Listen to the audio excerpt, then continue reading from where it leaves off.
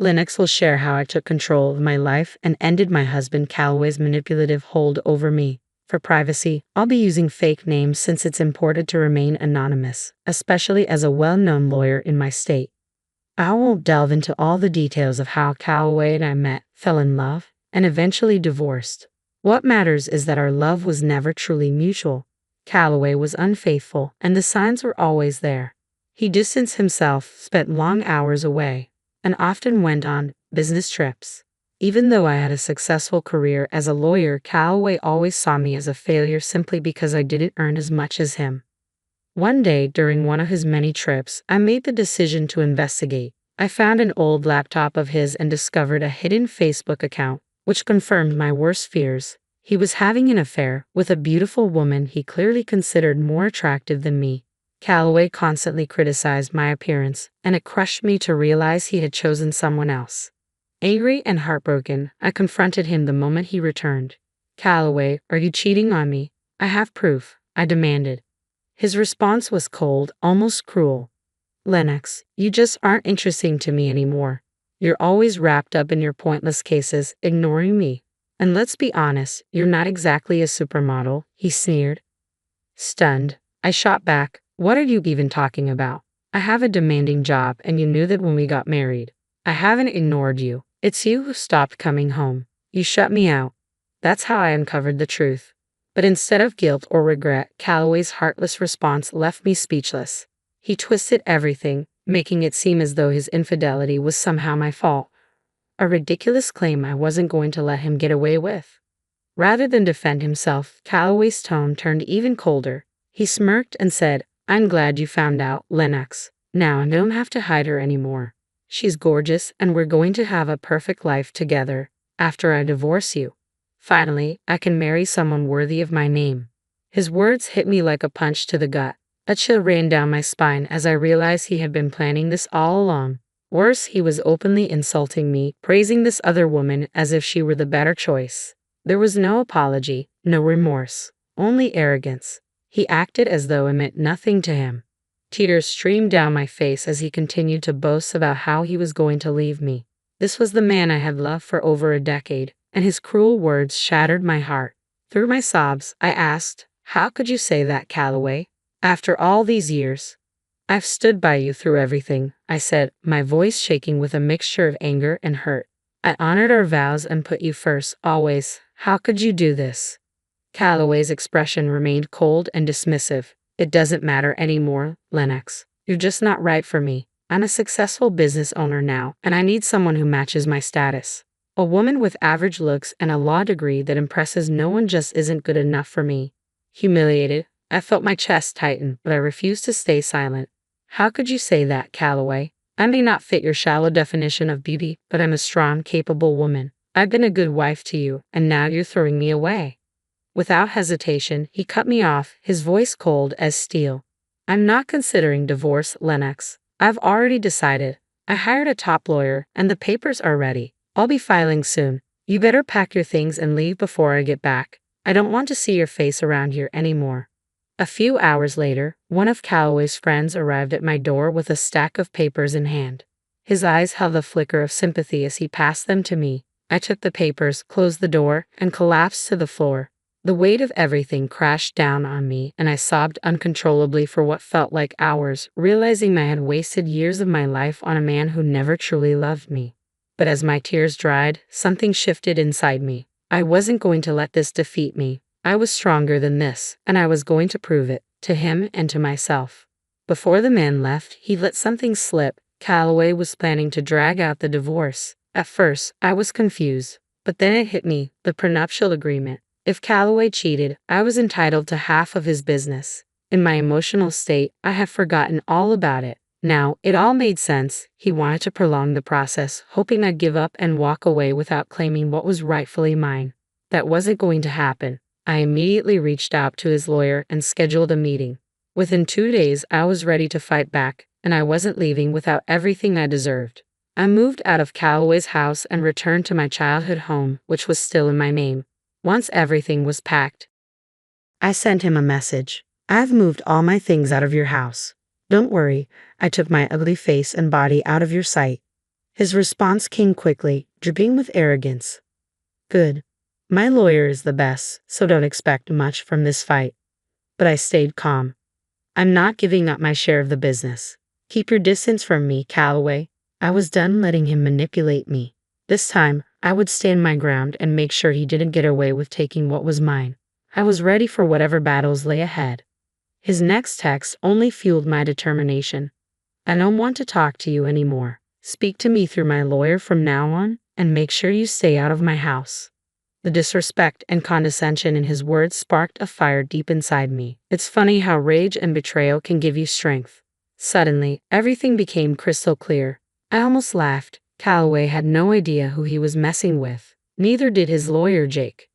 I arranged to meet Jake at a local cafe. When I arrived, I saw the moment he recognized me.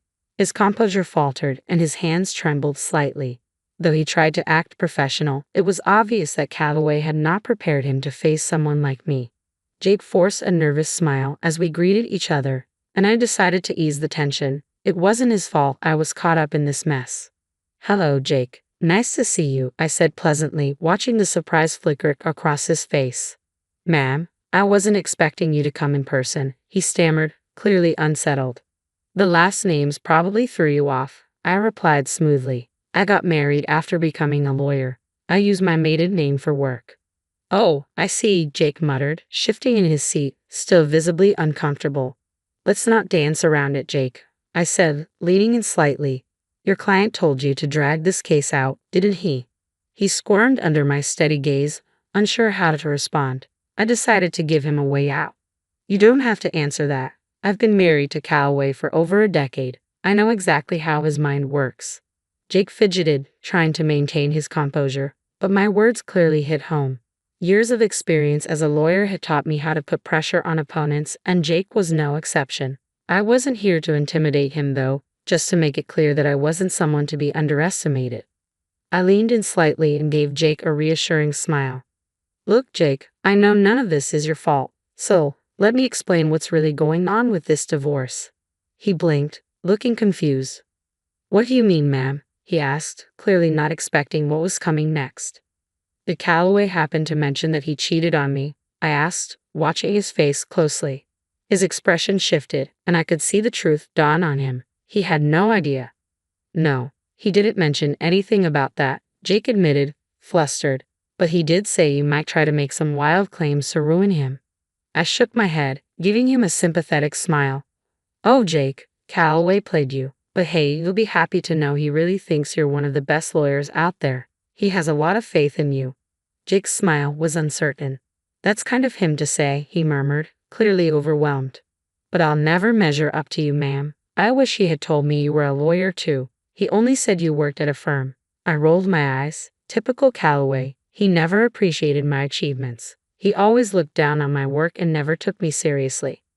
I paused, letting that sink in before adding, but I was smart enough to make sure we had a prenuptial agreement. Jake's eyes widened, clearly caught off guard. The word prenup hit him like a ton of bricks. He fidgeted in his seat, scrambling to process what I'd just revealed. There's a prenup in this marriage, he stammered, looking almost panicked. Your husband didn't mention that. Do you have any proof, ma'am? I gave him a calm, confident smile. Oh, I have all the proof you need. I pulled a folder from my bag and placed it gently on the table between us. I brought the documents with me. I figured Calloway would try to wriggle out of the consequences, but not on my watch. Jake swallowed hard, his hands visibly trembling as he reached for the folder. I'd really like to see those papers, ma'am, he said nervously. I'll need proof of the affair if you have any, Jake said, his voice cautious. Don't worry, I replied smoothly, opening my bag. I've got everything right here. I handed him all the evidence, messages, photos, legal documents. Everything was meticulously organized and ready. Jake took his time, reviewing each piece carefully. As he examined the evidence, I watched the defeat settle into his expression. He knew there was no way Calloway could come out of this unscathed. After what felt like an eternity, Jake looked up at me, resigned. You have solid proof of everything, ma'am, he admitted. I had no idea about any of this. I figured as much, I said, keeping my tone even. I know how hard it is to deal with clients who aren't being honest, especially when the other side has a strong lawyer.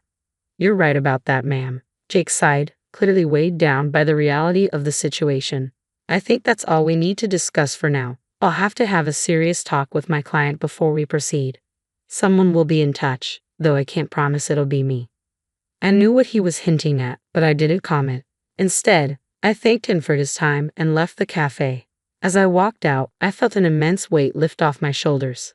The sadness that had once consumed me was now replaced by a fierce determination. I went straight to work, preparing my own set of documents for the divorce.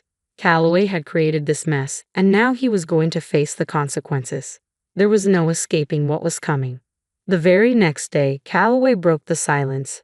Despite instructing him to contact me only through his lawyer, he called me directly. His voice was furious when I answered. "What did you say to my lawyer, Lennox?" he barked. I couldn't help but smile. "Oh, look who's calling me after telling me to stay away. What happened with your lawyer, Calloway? Stop messing around, Lennox. Tell me what you said to him that made him quit today." "Your lawyer quit today? How unfortunate," I said, dripping with sarcasm. "That's really too bad, Calloway. I guess you should have been honest about what you're up against, Calloway." "You don't know what you're talking about," he spat. "You're a nobody. I won't let you take my family business." "Oh, I'd love to see you try," I replied, my voice steady. "I'll hire a better lawyer than you ever could, and when we're done, you'll be the one begging me for mercy." "Well, good luck with that, Calloway," I said calmly. "Just a word of advice. Make sure you tell your new lawyer about the affair and the prenup." There was a pause, then the sharp click of him hanging up. I couldn't help but chuckle. He was in way over his head, and he didn't even know it yet. Calloway tried to find another lawyer, but word travels fast. My reputation in town was solid, and no decent lawyer wanted to be caught in his sinking ship. Anyone who entertained his lies would be swiftly dismantled once I laid out the evidence. He had promised to make me beg for mercy, but I knew it was only a matter of time before the tables turned. And I was right. One morning, as I was getting ready for work, a knock at the door interrupted me. It was early, and I wasn't expecting anyone. When I opened the door, there he was, Calloway, looking exhausted and utterly defeated. For a moment, I just stared at him, debating whether to send him away. But I let him in. I didn't want a scene outside my house. I had enough on my plate as it was. The moment the door closed behind him, I didn't bother with pleasantries. "Make it quick, Calloway. I don't have time to waste on you. And frankly, I have no idea why you're even here. We were supposed to handle everything through our lawyers." "Yeah, about that," he mumbled, eyes downcast, clearly embarrassed. "I haven't been able to find a good divorce lawyer yet," Calloway admitted, looking defeated. "Oh, that's unfortunate," I said with mock sympathy. "You'd better hurry. I hear Callista's been dying to marry you." "I'm not worried about her anymore," Calloway muttered, shaking his head. "Listen, Lennox, we need to talk. You've been sabotaging my chances with every lawyer. It's unfair." I burst out laughing, genuinely amused by his audacity. "Sabotaging you? Oh, Calloway, that's rich. The fact that you even think that just shows how little you respect me or my profession. You thought you could throw money at people and they'd fall at your feet, didn't you?" His face twisted with frustration. "I don't get it. What did I even do wrong?" I crossed my arms and stared him down. "Should I remind you? You lied to your lawyers about the affair, about the prenup. That's enough to embarrass any lawyer in court. No one wants to represent a client they can't trust, Calloway. And if you haven't realized by now, my name carries weight in this town. You might think I'm nothing, but I've built a reputation, a solid one." Calloway slumped, his shoulders sagging under the weight of realization. "I know that now, Lennox," he said quietly, regret dripping from his voice. "I tried being honest with a few lawyers, but none of them are willing to take my case." "Well, that's what happens when you're up against an ironclad prenup," I said coldly. "You should have thought twice before you cheated. But it's too late now. No sane lawyer is going to take your side, and you will give me half of your business."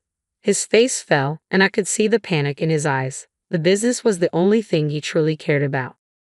That's why he tried to hire the best lawyer he could, to drag this divorce out and exhaust me into giving up my claim. But now, after days of rejection, even he knew the game was over. Then, as if it were his last resort, Calloway did something I never expected. He started to cry. "Please, Lennox," he begged, his voice cracking. "You know how much this business means to me. Don't take it. Take everything else, just not the business." "Why not, Calloway? I asked, my voice sharp. You were the one who insisted on putting that clause in the prenup. The one that says I get half if you cheat. You wrote your own fate. After everything you've done, do you really think I'm going to walk away empty-handed? I deserve this. It was a mistake, Lennox, he whispered, tears streaming down his face. I swear, the affair was a huge mistake, Calloway pleaded. I've even put the relationship on hold because I realized how wrong it was. Maybe we can give our marriage another shot. I'm sure we can make it work. I let out a loud, incredulous laugh. The audacity of this man was astounding. He was actually asking me to reconcile, as if I would be foolish enough to even consider it. I had heard the rumors that things between him and Callista weren't going well. Apparently, she was upset, and Calloway was unhappy too. But if he thought that was enough to win me back, he was out of his mind. I had learned my lesson the hard way. Marrying Calloway was a colossal mistake, and I wasn't about to make it again. I knew exactly why he was suddenly so desperate to get me back. You must be delusional if you think I'd even consider it, Calloway. Do you think I'm stupid? I know you want me back just to avoid splitting your business. Lennox, we were happy once. Can't we just look past this mistake and start over? I'll cut off Callista, I swear, he begged, trying to sound sincere. There's no need for that, Calloway, I replied, shaking my head. That woman will be gone the minute she finds out you won't be rich anymore after the divorce. As for me, this is my golden opportunity to walk away from this sham of a marriage. I'm actually grateful you showed me your true colors before we ever had kids. Now you're going to deal with the consequences of your actions. I was done. There was nothing left to say. Calloway continued to plead, trying to convince me not to take his business, but his desperate cries only reminded me of the countless nights I had cried myself to sleep because of his betrayal.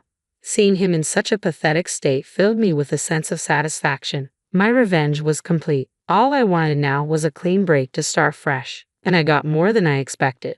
Karma hit Calloway hard and fast. For weeks, he tried everything to change my mind, begging me to come back home, but I ignored it all. I wasn't interested in his drama. I was ready to move on. Since he had already filed for divorce, I hired someone from my firm to represent me. I wasn't a divorce lawyer and wanted as little interaction with him as possible. After a month of futile attempts to win me back, Calloway realized he had no choice. He was forced to hire a lawyer and agree to a clean break. He knew that if this went to court, he'd be publicly humiliated and waste even more money on legal fees. So he conceded to a mutual divorce. Thanks to the prenup, it was easy for me to get the settlement I deserved. I had ample proof of Calloway's infidelity, and as the prenup stated, he had to give me half of his business. Of course, he wasn't happy about it, but there was no way out. Reluctantly, he signed over half of his company to me. We even offered him a chance to buy me out, but he had no money left. You might wonder how a big business owner like Calloway ended up broke. It's simple. He spent it all on Callista. The irony was delicious. She wasn't taking his calls or texts anymore. As she figured out he wouldn't be wealthy after the divorce, and now no one else was willing to date her either. Her reputation as a gold digger had spread far and wide. What goes around comes around, right? But Callista was the least of Calloway's problems. With half of his business gone, his income was slashed. He couldn't afford to maintain his lavish mansion or even keep up with the mortgage, so he was forced to sell it. Now, he was renting a condo, a serious downgrade from the luxurious life he once had. He even tried to get back with me again, hoping to regain control of his business. But that was never going to happen. He would have to figure out a way to keep things afloat or save enough money to buy me out. As for me, I was thriving. I hired someone to manage my share of Calloway's business, and everything was running smoothly. With the extra income from both the business and my law practice, I upgraded my lifestyle and bought myself a new mansion. I was living my best life, and honestly, I couldn't be happier. The divorce worked out perfectly for me. Instead of being played by Calloway and his Callista, I ended up turning the tables, ruining their lives, and bettering my own.